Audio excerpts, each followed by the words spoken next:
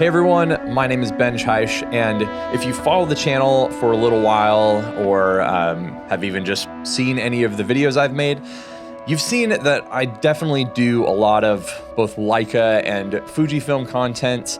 And one of the things that I think that a lot of kind of like camera review people don't necessarily do as good a job of is just showing what it's like to actually use the camera in practice. A lot of times we'll get a camera in and then you'll have like a week or two to use it, tops, and then you send it back and then you have to just go off of whatever that person's opinion of a short amount of time is. But today I want to talk a little bit more about the Fujifilm X100V. I picked this up almost a year ago at this point, and my goal with it was to be kind of like my personal family camera, something I can easily bring around. So recently, my family and I went up to Ucluelet, British Columbia. It's right outside of Tofino on Vancouver Island. Beautiful, beautiful spot up there. And I brought, my Leica M6. I brought a whole backpack full of stuff. As well as my Canon R6 and my Ninja 5 and all sorts of stuff to possibly get a bunch of sort of content while I was out there. It was also my son's first birthday, as well as it was the first time since COVID had happened that we were able to see my brother and his family and his two kids. It was definitely a really kind of big trip for us to finally be able to go up there and visit them. And sort of as part of that, like I said, I had all of this stuff that I could use to kind of like document everything. But I kind of just went with deciding that no, like I kind of preach on this channel about how perfect of a camera this is for exactly that kind of thing.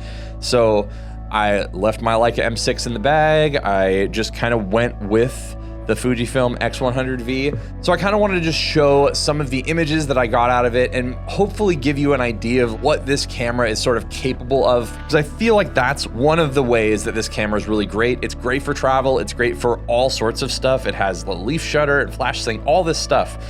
But I think the majority of people just want this camera for like a secondary, just personal camera. I think it's great for people that aren't even photographers, because a year or so later, I still think this camera is phenomenal and I am more than happy with my purchase.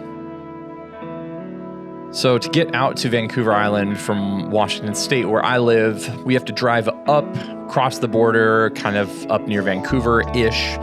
And that was the main issue, is getting through the border during COVID without any specific reason to get through other than visiting family. Just wasn't possible until recently. So you take this ferry across this giant inlet for a couple hours that, connects to the ocean. And then you have to drive across the island to get out there. And it is absolutely beautiful. We rented a little Airbnb right near where my brother and his family live. And just spent the days that we could going down to the beaches, hanging out with the cousins. And then one of the things I love about just the 35mm focal length in general is that you can kind of do a lot with it. You can get that background separation, but it's wide enough that you can also get a little bit more of the context. If there's only one lens that I'm gonna bring, 35 is usually kind of the best spot for it. Sorry about my thumb there. While 50 and 28 are kind of my favorite pairings, 35 just ends up being a really, really great, single focal length. Works well for all of these kind of extra, landscapey images, and then kind of the close-up stuff. Gives you context when you need it. You're able to get close enough when you don't, and I don't know, the camera is just such a good camera to just grab, super lightweight, all that kind of stuff. And it's definitely small enough to kind of get in the kids' faces and not be too obstructive in comparison to some other larger cameras out there. You can see you're not getting like crazy separation, but definitely worthwhile. So one of the days I went out on our bikes. This is my wife's bike, and we kind of share them though. And it's an e-bike, so you can kind of make some extra ground, and went out and just kind of took some photos, got some landscapes, kind of explored a little bit. It's just a beautiful, beautiful area. If anyone hasn't been out there, you should definitely consider going and checking out Ucluelet. We also took a trip out to Tofino, just kind of like the neighboring city. Just a beautiful area, such cool stuff. I mean, can you imagine just living right here? So cool.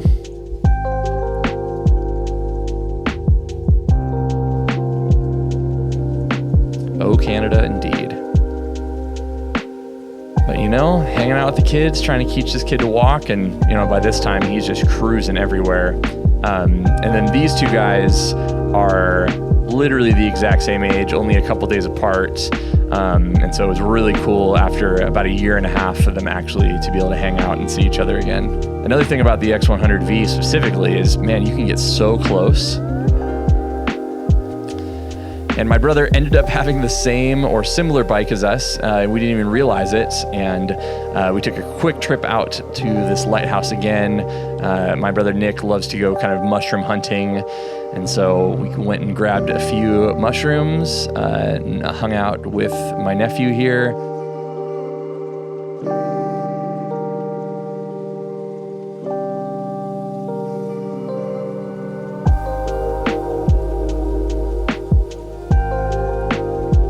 Yeah, I don't know anything about mushrooms, but that thing's huge. And here's my son who met my brother for the first time.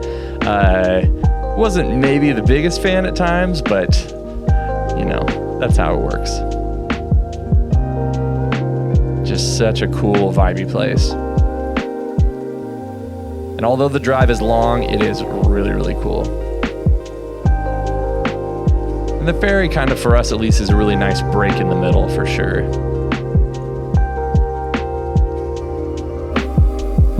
So if you're interested in more about this camera, you can definitely check out the multiple other videos that I've done on it, including my first impressions, my full review, and I have a couple other videos that are sort of comparing this camera to some of the other cameras in Fujifilm's lineup.